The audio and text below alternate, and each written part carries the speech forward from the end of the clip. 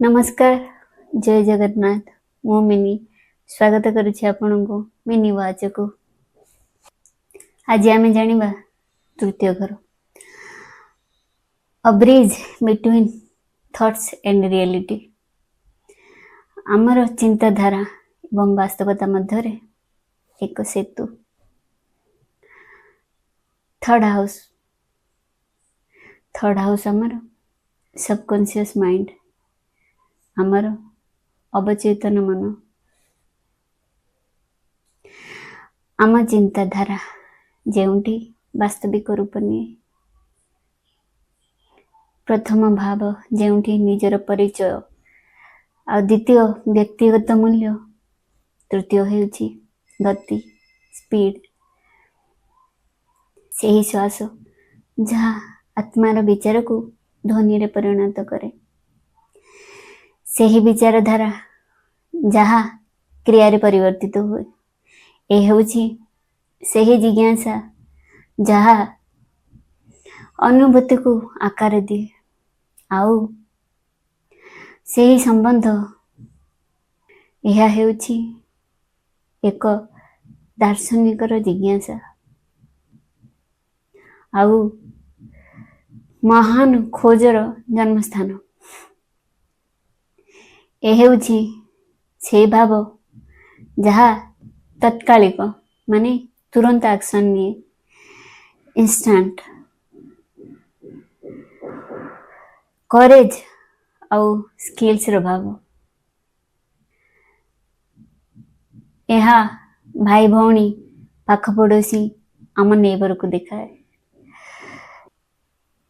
आमर पार्श्व परिवेश एठार ही जना पड़े। ए हेउछि सेही भाव जेउंटी चर्चा प्रश्न और चिठी दियान्य होइथाए। ए हेउछि हाउस ऑफ मेसेंजर। तृतीय भाव आमर कान, तेणु यह संवादर सेही भाव। बही पढ़िबा, गीत शुणिबा, पुराणा स्मृति को उजागर करिबा, किछि पत्र लिखिबा, निजर अकुहा भावना को मूर्त रूप देबा, यही सब क्रिया आमर तृतीय घर डिसाइड करे। एठी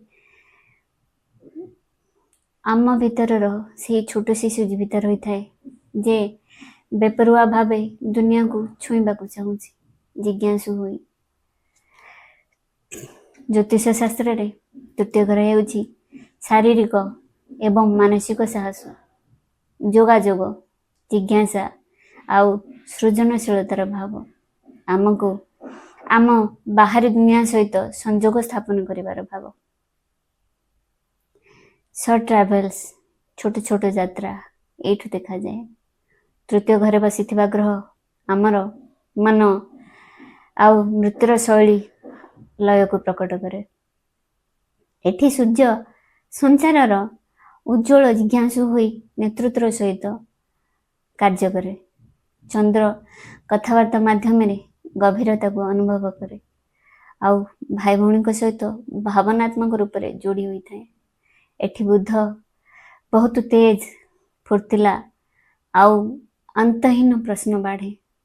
एठी शुक्र शब्द माध्यम संपर्कर सुंदरता को इच्छा करे। आउ मंगल उग्र आउ साहसर सहित लड़ी थाए। एठी बृहस्पति प्रत्येक शब्द को ज्ञान रूप दिए। शनि अनुशासन माध्यम अबा संचारर निपुणता को प्राप्त करबा पई सिखाए। एठी यूरानस अपरंपरागत भावे अंतर्दृष्टि नहीं क्या से। एठी नेपच्यून कविता माध्यम निज भाव को प्रकाश कर। और प्लूटो सत्य को उन्मोचन करे। किंतु व्यक्तित्वर पर भी तृतीय भाव आम आध्यात्मिक भूमिका ही अटे। यह आम चार्ट संदेश वाहक बा सेतु रूपे काम करे। यह बिना नवम भावर दर्शन स्वप्न सदृश। प्रथम भावर आत्मचेतना चुप रहिबा सिखाए।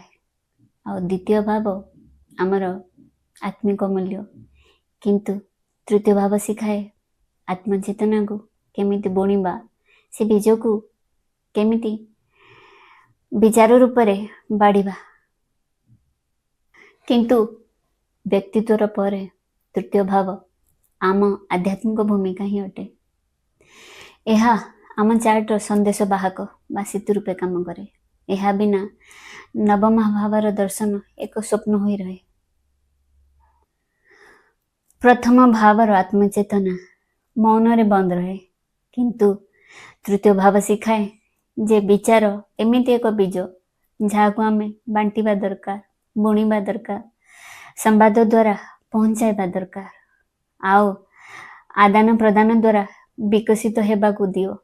एहाकू जेमिति आमर जिज्ञासा सेतेबेले शांत हब जेबे आम एहाकू प्रकाश करिबा कि ग्रहण करिबा। एहा आमर सबकॉन्शियस माइंड, आमर विवेक, ये हेउची बुध ग्रहर अधीन गृह। पौराणिक अर्थरे बुध चतुरता एवं चालाक को दर्शाए। यह हेउची से गृह जेउठी आमे आम कहानीर रचयिता। एही भावर सबुठु बड़ उपहार यह कि आमको मन पकाए कि निज यात्रा रे आमे एकुटिया नाहु, एकांतरे भी अन्यर शब्द आउ अन्यर स्वर आम मनरे जीवित रहिबाकू दिए।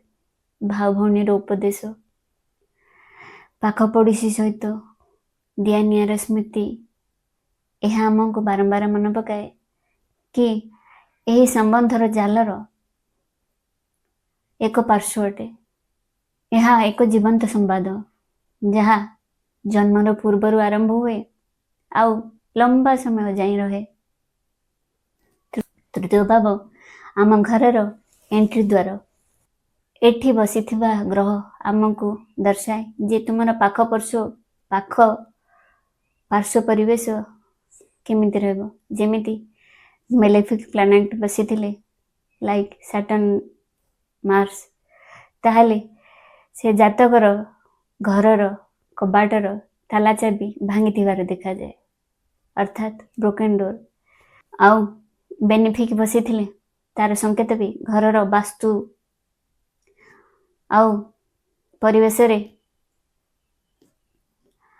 ताहार संकेत देखा जाए। सूर्य तृतीय घरे बसिले घर को बहुत सूर्यालोक आसीबा आउ जातक बाणी रे धैर्य, नीति, नियम आउ डिसिप्लिन सहित कार्य करिवार देखा जाए। तृतीय घरे चंद्र बसिथिले बहुत चंचल आउ आखपाखरे वाटर रिसोर्सेस माने पानीर भूमिका देखा मिले। आउ जातक भाई भौणी सहित भावनात्मक भाव जोड़ी हुई रही थाए। सबु बळे ट्रैवल करने को चेष्टा करे, बुलिबा को इच्छा हुए। खाद्य पदार्थ सबु फोटो उठाई थाए। तृतीय घरे मंगल बसिथिले से साहसर सहित सब जिनिस को मुकाबिला करे। पाख पड़ोसी सहित झगड़ा भी करि थाए। कहीं ना मंगल क्रोध आ उग्र स्वभावर। मंगल साहस दे थाए। बाणी रे कटुता अबा हार्ड शब्दर प्रयोग होता है। एठी बुध बसिथिले चतुर, चालाक आउ बहुत नॉलेजेबल दिखाए। आखपाखरे बहुत खोला मैदान ଖେଳ ପଡ଼ିଆ ଅବା ସବୁଜ ଜମି କ୍ଷେତ ଆଉ ଗ୍ରୀନରୀ ଦେଖାଯାଏ, ପ୍ଲାଣ୍ଟସ୍ ଦେଖାଯାଏ। ଗୁରୁ ବସିଲେ ଥର୍ଡ ହାଉସରେ, ଆଖପାଖରେ ମନ୍ଦିର ଆଉ ଜାତକ ବାଣୀରେ ଜ୍ଞାନର ପ୍ରକାଶ ଦେଖାଯାଏ। ସେ ସବୁ ଜ୍ଞାନକୁ ବାଣ୍ଟିବାକୁ ଚେଷ୍ଟା କରେ। ଶୁକ୍ର ବସିଲେ ଭାଇ ଭଉଣୀଙ୍କ ସହିତ ସମ୍ବନ୍ଧ ମଧୁର ଅବା ବହୁତ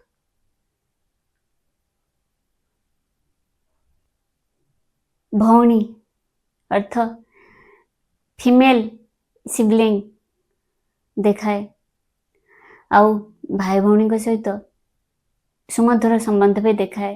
ଘର ଆଖପାଖରେ ଫୁଲ ବଗିଚା,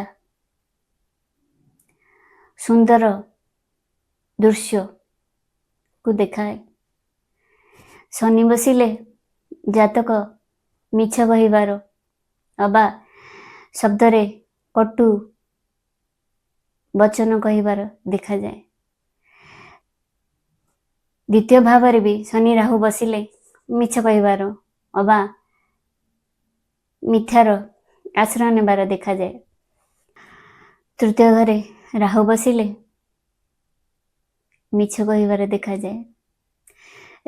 ରାହୁ ହେଉଛି ସେଇ ପ୍ଲାନେଟ ଯାହାର ବଡି ନାହିଁ, କେବଳ ମୁଣ୍ଡ ଅଛି, ଅର୍ଥାତ୍ ସିକ୍ସ ସେନ୍ସକୁ ନେଇ କେବଳ ମୁଣ୍ଡ ରହେ। ତେଣୁ ରାହୁ ତୃତୀୟ ଘରେ ଆଖପାଖରେ କିଛି ଅଳିଆ ଆବର୍ଜନା, ଷ୍ଟୋରେଜ ଟ୍ୟାଙ୍କ ଅବା ଏମିତି କିଛି ଆବାଣ୍ଡନ ହାଉସ ଯୋଉ ଘରେ କେହି ରହୁନଥିବେ, ଆଶୁପାର୍ଶ୍ୱରେ କେଉଁ ବିଧବା ସ୍ତ୍ରୀ ଲୋକ ସବୁ, ଏମିତି ସଂକେତ ଦେଖିବାକୁ ମିଳେ। ଆଉ ତୃତୀୟ ଘରେ କେତୁ ବସିଲେ ଦେଖାଯାଇଥାଏ କି ଆମ ଶବ୍ଦରେ କିଛି ତ୍ରୁଟି ରହିବା, କାହିଁକି ନା କେତୁ ମୁଣ୍ଡ ନଥାଇ କେବଳ ଶରୀର ଧାରଣ କରିଥିବା ଏକ ଗ୍ରହ, ଯିଏକି ହାତରେ ଅସ୍ତ୍ର ଧରିକି ଥାଏ, ତଲବାର। ତେଣୁ ଏହା ଧାରକୁ ଦେଖାଏ। ତେଣୁ ତୃତୀୟ ଘର ବଚନ ଭାବରେ ଯଦି ନେବା, ତାହେଲେ କେତୁ ଏଠି ଆମ ବଚନରେ ଅଟକି କହିବା ବା ଆମ ଶବ୍ଦରେ ଥକାପନ କି ରହି କହିବା କି ଆମକୁ ଟମରିଂ, ଯେମିତି ଶବ୍ଦରେ କିଛି ଅଟକିଲା ଭଳି, ମାନେ ରହି କହିବା ବା ଜୀବ ଭଲ ଭାବରେ ଶବ୍ଦକୁ ପ୍ରକାଶ ନ କରିପାରୁଥିବାର ଦେଖାଯାଏ।